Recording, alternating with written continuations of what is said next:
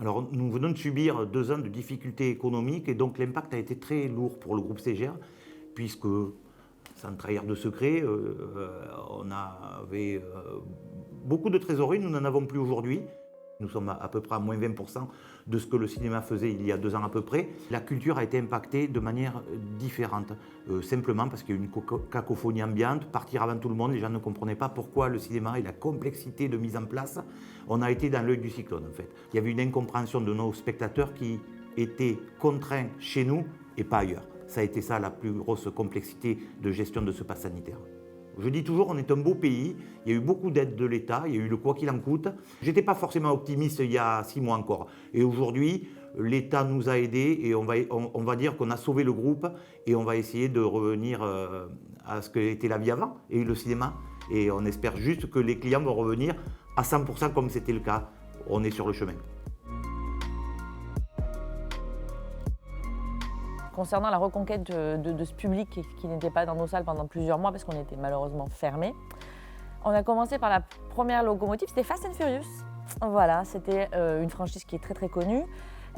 Ensuite, on a eu Kaamelott, c'était le jour du pass sanitaire. Et heureusement qu'on avait ce film-là qui a déplacé une base fan extrêmement importante. Il faut vraiment faire une part d'honneur pour les films français.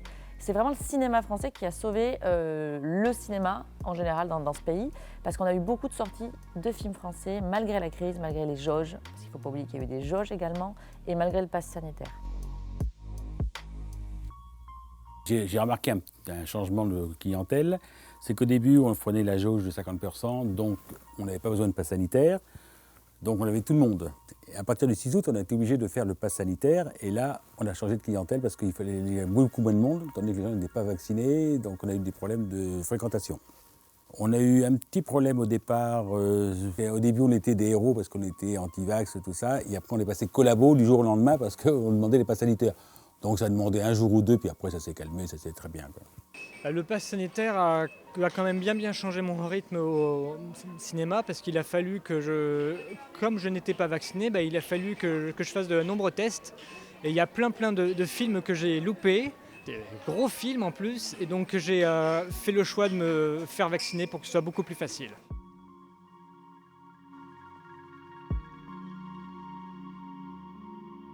En termes de reprogrammation, ce n'est pas vraiment nous qui choisissons finalement, c'est plutôt les distributeurs qui décident ou non de sortir les films au cinéma et non pas en plateforme.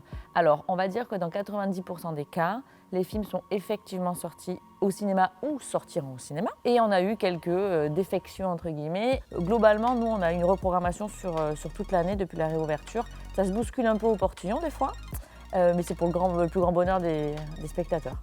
Voilà, donc là, on attend cette fin d'année les Tuches 4. Qui va très probablement cartonner. Il est décalé d'1 an, mais il sera bien là cette année.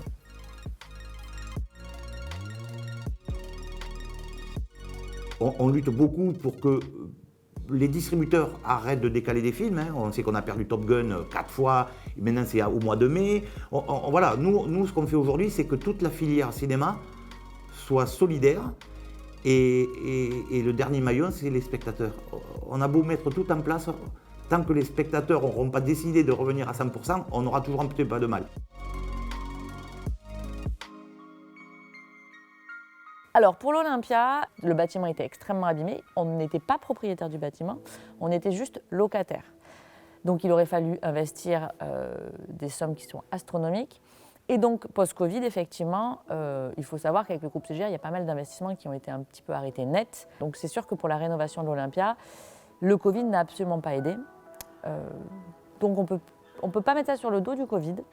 Par contre, effectivement, il a un petit peu poussé le cinéma vers la fermeture définitive parce que c'était beaucoup trop de moyens à engranger pour la rénovation de ce site.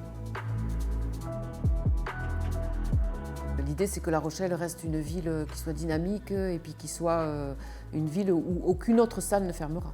De toute façon, ça c'est certain, on a beaucoup d'écrans, on a le Dragon, on a le Méga CGR, on a la Coursive, on a les festivals. Et justement, il faut savoir que sur le mandat, on a 34 millions d'euros d'investissement au niveau de la culture et qu'on ne pouvait pas aller plus loin. Donc, effectivement, ce cinéma n'existe plus, mais ça ne veut pas dire qu'il n'y aura plus de cinéma à La Rochelle.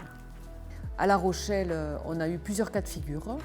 Le festival international du film a été annulé, mais ils ont pu quand même mettre en place des séances tout au long de l'année.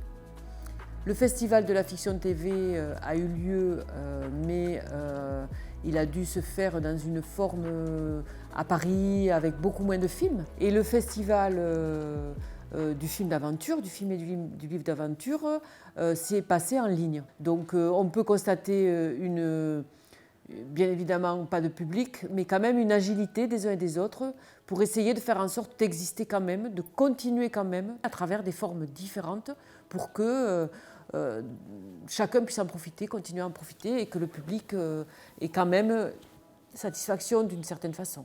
Voilà. En 2021, j'avais constitué un fonds Covid en préemptant 5% des subventions des gros festivals ou des grosses subventions qu'on avait, de façon à avoir un fonds Covid pour aider les petits acteurs, les acteurs locaux, etc., qui ont été beaucoup en souffrance. Mais sinon, tous ceux qui avaient moins de 50 000 € ont eu leur subvention qui a été remise en place. Ça, c'est important de le dire.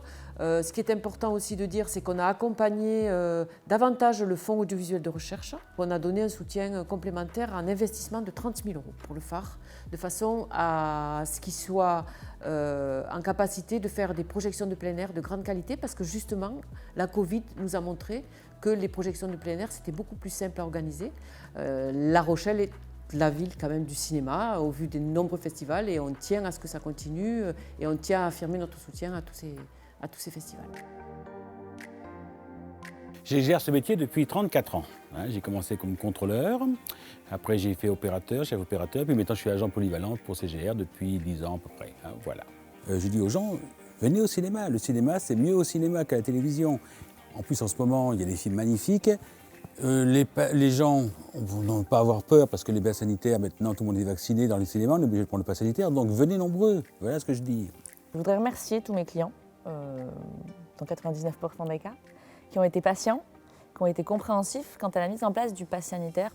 Je veux remercier mon staff parce que c'est pas tous les jours facile, c'est du personnel supplémentaire, tous les jours de devoir contrôler des QR codes. Je trouve ça un petit peu dommage aussi que ce soit quand même la culture qui a toujours été en première ligne. Et dès qu'il y a une variable à ajuster, c'est la culture. C'est les jauges, c'est les fermetures et c'est le pass sanitaire. J'espère que quand on sortira de cette crise, on comprendra l'impérieuse nécessité de pouvoir s'évader sans trop de contraintes.